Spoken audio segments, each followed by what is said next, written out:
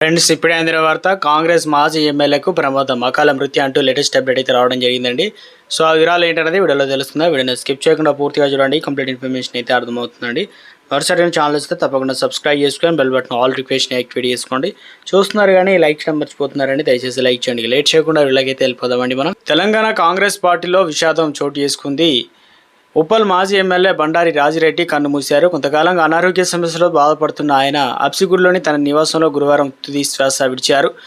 బండారి రాజిరెడ్డి 2009లో ఉప్పల్ నియోజకవర్గం నుండి ఎమ్మెల్యేగా ఎన్నిక కావడం అయ్యారు. తర్వాత కాంగ్రెస్ పార్టీలో రాజకీయాల్లోకి బండారి రాజిరెడ్డి 1945లో నాచరంలో జన్మించి ఆయన మల్లాపూర్లోని జిల్లా పరిషత్ పాఠశాలలో 9వ తరగతి వరకు చదువుకున్నారు. కాంగ్రెస్ పార్టీ ద్వారా రాజకీయాలకు వచ్చిన రాజిరెడ్డి ఉమ్మడి రంగారెడ్డి జిల్లాలో కాంగ్రెస్ పార్టీలో వివిధ హోదాలో కూడా పనిచేశారు. 2009లో జరిగిన ఆంధ్రప్రదేశ్ అసెంబ్లీ ఎన్నికల్లో ఉప్పల్ నియోజకవర్గం నుండి కాంగ్రెస్ పార్టీ అభ్యర్థిగా పోటీ చేసి తన సమీప అభ్యర్థి టీఆర్ఎస్ అభ్యర్థి ముత్తిరెడ్డి యాదగిరెడ్డి పైన 28,183 ఓట్ల మెజారిటీతో గెలిచి తొలిసారి ఎమ్మెల్యేగా అసెంబ్లీకి ఎన్నికయ్యారు.